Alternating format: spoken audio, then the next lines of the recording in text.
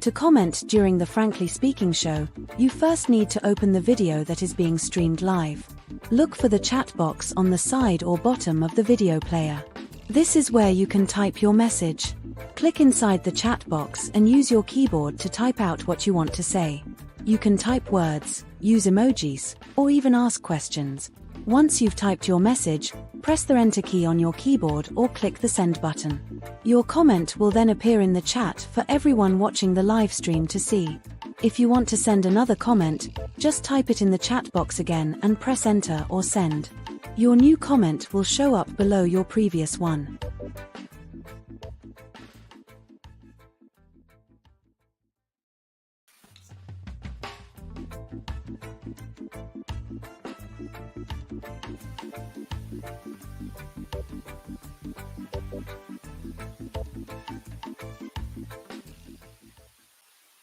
Good day. Good day. It is a dramatic video. It is a painful one to watch. I certainly can't verify all the details of the claims about how a woman, pained and dying, had no help from the Falmouth Hospital.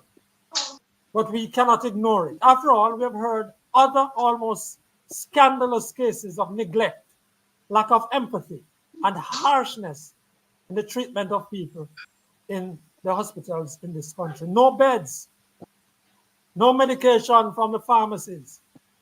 Supplies have to be brought in from your home, food too. The cases of neglect and failure to care are legion, and nothing is being done about it. Nothing. Good day, I'm Frankly McKnight, and this is the Frankly Speaking Jamaica Podcast, episode 124. Our faithful contributors, Desmond Richards and Winnie Brown Anderson, are with us. Now, Winnie is having a little difficulties, but we're still trying to work that out. Our special guest today is Mrs. Jacinth Bryan, whose husband died after a series of unfortunate events. And what a staff at Princess Margaret Hospital told me was slackness. Slackness. We'll come back to Mrs. Bryan. But first, take a look and listen to what I consider a mirror image case out of Falmouth Hospital. Just a bit of it here.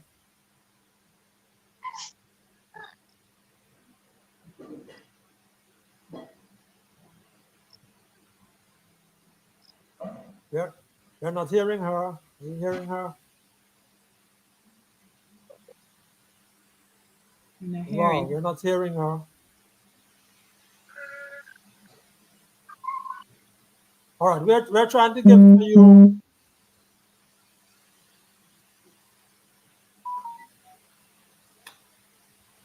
No, we're not hearing her, Mr. Joshua. We're not hearing her. All right, we're going to get back to this video because we really wanted you to hear this lady whose mother died at Falmouth Hospital and the neglect that she found, and she just called it negligence and so on. But we'll get there. Please feel free to comment. We'll try to read some of your comments in this podcast. If you haven't yet done so, please subscribe.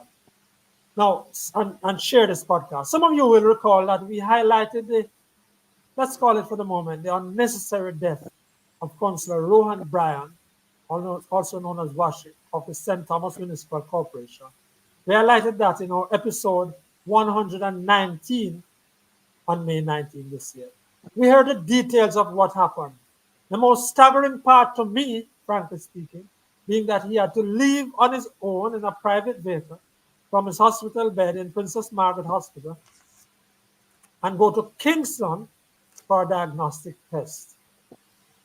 Now, I've been pointing out to media colleagues that the stupidity of the Ministry of Health to farm out the diagnostic services of the hospitals, the private suppliers, bears investigation. Frankly speaking, I must shut up and allow Mrs. Bryan to tell us what she knows happened. She's a nurse living away in the US and came home for her husband's funeral. Mrs. Bryan, again, welcome. It's not a great occasion, but please tell us what happened. Good afternoon to your listeners and viewing public. Thank you for having me on the program, Mr. McKnight. This is a very difficult thing to talk about.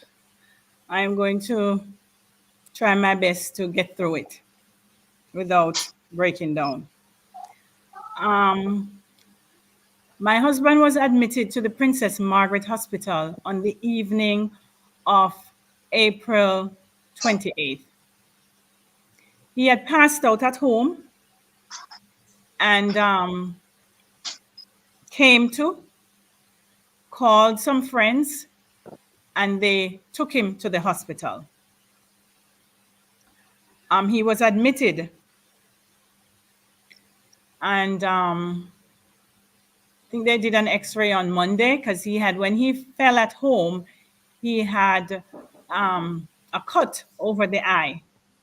They stitched the eye. They did an X-ray because he was complaining of pain on the left side. They did an X-ray. Based on his symptoms that he told to them, because when he went into the hospital, he really wasn't having any symptoms. But when they did the medical history and got the symptoms, they suspected a pulmonary embolism, which is a blood clot in the lungs. On Tuesday, the 30th of April, they said an ambulance was not available to take him to Apex in Kingston to get the CT scan of the lungs done. They gave him the option of going in his private vehicle. He was driven by a family member because, as explained to me by Dr. Dwight Whittle, the SMO of the hospital, it is an option that is given to any patient when an ambulance is not available, because they only have 2 ambulances at the hospital. And as he said to me, on any given day, they may have 8 to 10 patients needing transportation by an ambulance. So they have to prioritize based on most critically ill. That would continue the next day. So you could be waiting indefinitely, because every day 8 to 10 patients would need ambulance services. They only have 2 ambulances.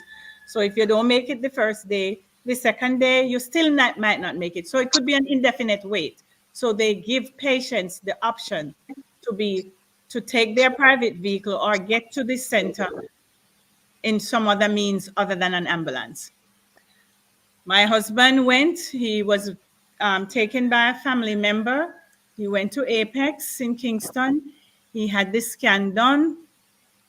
He came back to the hospital, to Princess Margaret Hospital. At 4:45, their records show he was checked back in to the ward and escorted to the ward. I spoke with my husband at, I have the time, I spoke with him at 8:18 p.m. And we are remembering that you were away, you were overseas. Correct. By phone. Yes. I was in Florida. I called him. I spoke with him at 8:18 p.m. And this is Jamaica time, 8:18 p.m. Jamaica time. And I said to him, what did doctor say the report say? Him said, Jazzy, all known, me no see no doctor. Me say, no doctor, no nurse, Jazzy, all know, me no see nobody. Me no see no doctor, no nurse, nobody no look for me. Me say, Washi, because that's his nickname. Me said, that is madness. This is an urgent situation. Anyway, he said to me he needed to use the restroom. He had to get some help because he was in a lot of pain from, he had fallen and hit the side and burst over his head. So I said, okay. I spoke back with him again at 9:43 p.m. And again, I asked him what the doctor said the report said. He said, Jazzy, no, me no see no doctor, me no see no nurse. No, let me just, before I continue that aspect of it, let me just say this. Every medical personnel in anywhere in the world knows that if you suspected he had a pulmonary embolism because they sent him for the scan to get the confirmation. He came back. The report came back. Nobody looked at it. Every medical personnel knows this is an urgent, it's a life-threatening, critical condition. It requires urgent action. As a matter of fact, I have their records because I asked for the medical records, and their medical records indicate this was urgent CT scan. So if they know that an urgent CT scan is required, the patient returns. He was back at 4:45. Their records indicate he died at 10:25. That is more than 5 hours. And nobody looks at the report for an urgent CT scan? Nobody looks at the report? How do you know they didn't look at the report? How do you know they didn't look at the report? Well, I know and I'm reminding people that you are a nurse, so you know some of this medicine. Yes, go ahead. I know for 2 reasons. One, he told me so. He was not incoherent. He was not out of it. He was in his right frame of mind. I was speaking to him. So he told me nobody had looked at it. He was not on any treatment for the embolism. The second reason I know, when he passed, and they came out and told the family that he passed, they said an autopsy would be required to determine cause of death. Autopsy or postmortem, same thing, would be required to determine cause of death. That's what they said Tuesday night when he passed, when they informed the family. Wednesday morning, the family went back to the hospital because arrangements had to be made for the funeral home to get the body. At that time, they said, an autopsy is not required. We've looked at the report. He has an acute pulmonary embolism. The same thing they suspected, the same thing they tested for, the same thing they couldn't be bothered. They couldn't care less to read the report. So that's how I know that they did not look at the report. Their own words. Did you talk to him after? Did you talk to him near to when he passed? Just before he passed? Yes. When I spoke with him, when I called him at 9:43 p.m. and I asked him if they had what the doctor said the report said. Those were my words to him. And he said he still had not been seen by a doctor or a nurse. Nobody had looked at the report. Then he screamed out my name. He calls me Jazzy. He screamed out, Jazzy! And then I heard him gasp. He was struggling to breathe. I heard, when he screamed my name, the female hospital staff in the room, I don't know if it's a nurse, that person said, Mr. Brian, you need to stay off the phone. Moments later, he gasped for air. I heard the loud gasp, struggling to breathe. She said, calm down. Again, he took a second gasp for breath, still struggling to breathe. She said, calm down for a second time. His third and final breath, he gasped again. And again, she said, calm down. After that, I listened. I called his name. I said, Washi, Washi, babes, Washi. You can hear me? Washi. There was no answer. And I didn't hear any background noises in the room. I didn't hear a call for a code. I didn't hear a call to get oxygen. I didn't hear any kind of commotion, no noise to indicate hospital staff was rushing in to assist.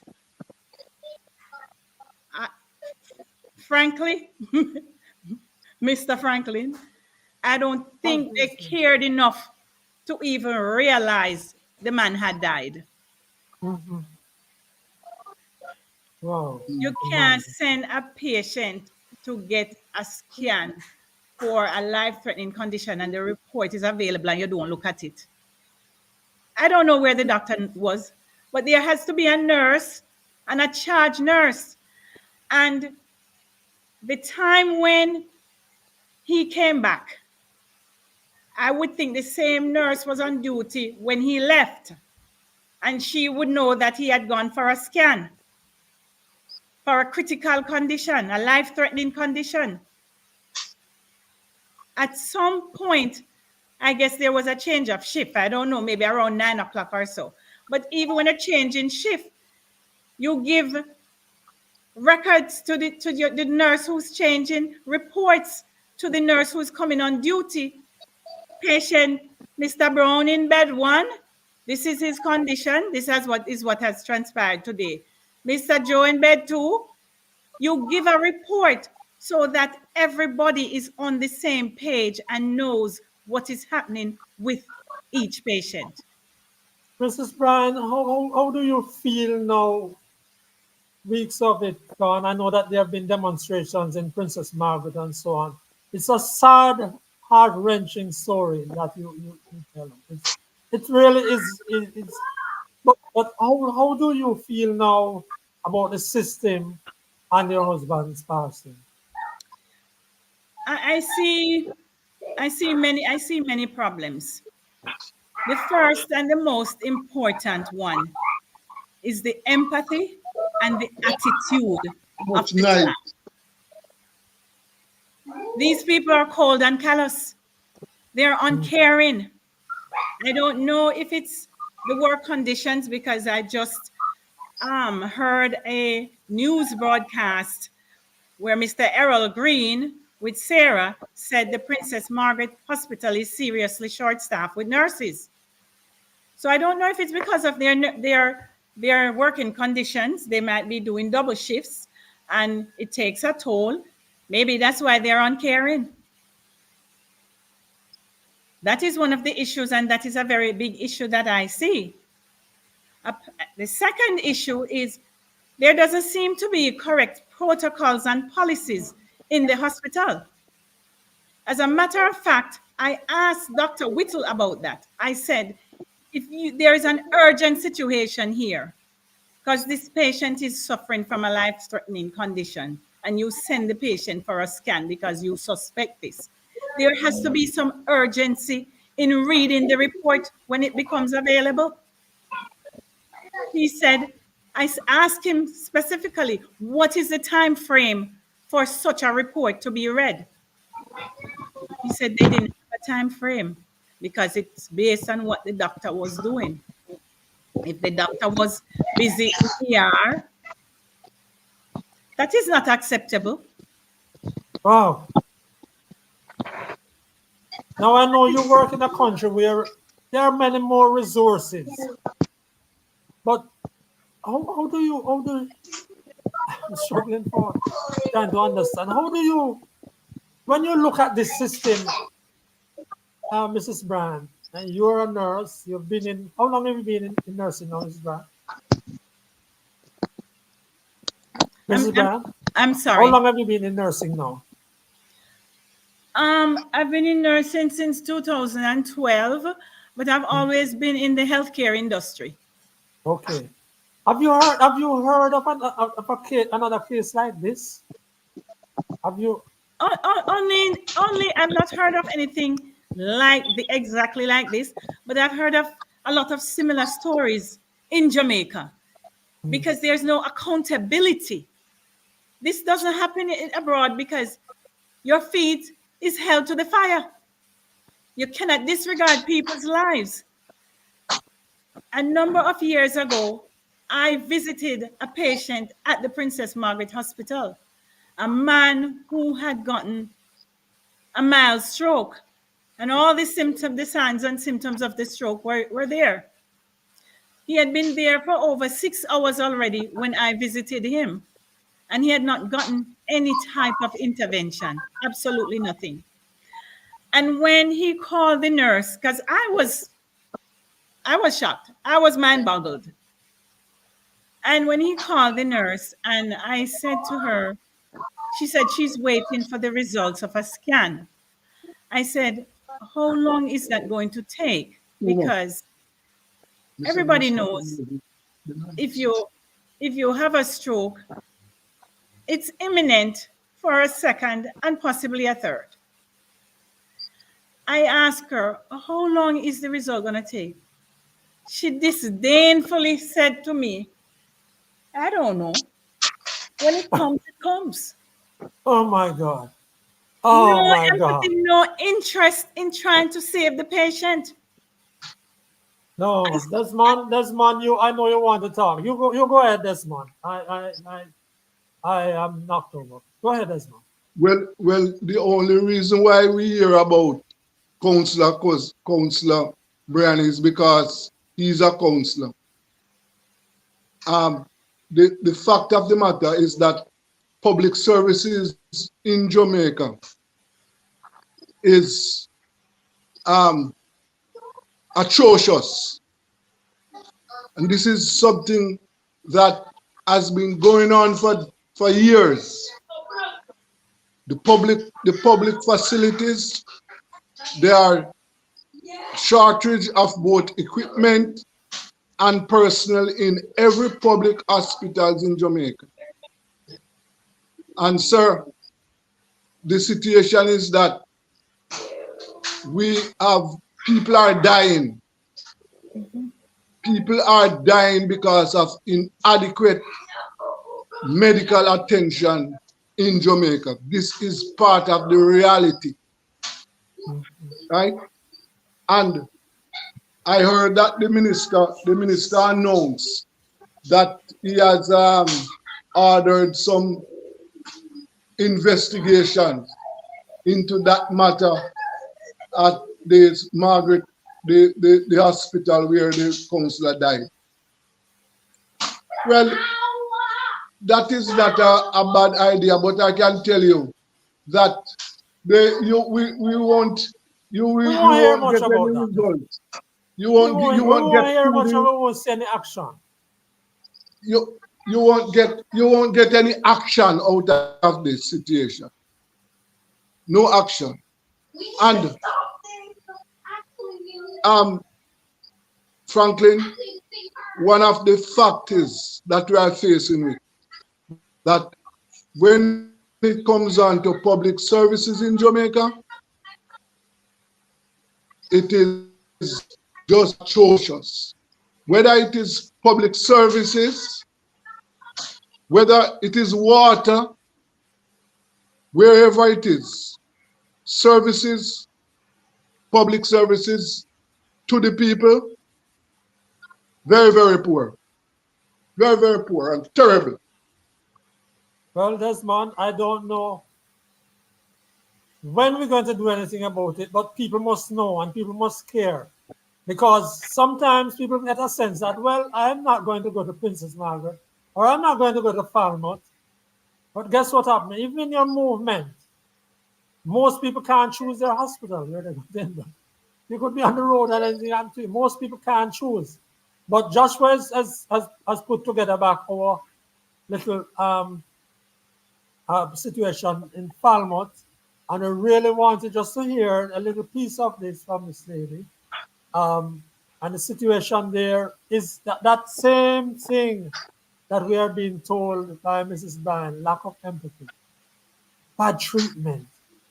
And some of our commentators are making points online, but I'm not going to. But Joshua, can we get that now? Can we go back to Falmouth before we continue? We're waiting on you. We are going to you. Video. I need the Prime Minister to see this video, and people need to see this video. If your family member is sick and end up at the hospital is that you can prepare, plan funeral. Plan funeral. My mother is Gloria Smith Paris from Falmouth Trelawney, well known, beloved woman. Used to operate restaurant. She cooked, give everybody. She got sick in the wee hours of Friday night, early morning. She had a stroke. 2 o'clock, she complained that the pressure is high and my father gave her the pressure pill. By 5 o'clock again, she went up herself, not responding, not talking. So they rushed to the hospital, the Falmouth Hospital. I reached at the Falmouth Hospital about 5:15. And listen to me well, I'm not making up any stories. She went to the Falmouth Hospital 5:15 a.m. Saturday morning. And when I got the call that my mom was ill, I reached at the hospital 5:30. We don't live together. And when we went down there, I said, all right. My neighbor took her down, so I took over from my neighbor and I said, all right, doctor, did she get anything? They said, it looked like she having a stroke, so she cannot get any medication. They have to do a CT scan. I said, all right, so let's get the CT scan done. Mom, there's no CT scan machine at Falmouth. Listen to me. I said, oh, if you have a hospital without a CT scan machine, a big hospital, public hospital in Trelawney, Falmouth. She said, we are in partnership with Radiology West Montego Bay, and so we have to wait until Radiology West is open, 8 o'clock. My mother is in pain, you know. When they check my mother pressure, 235 over 119. She said, my head. She said, my neck back. She said,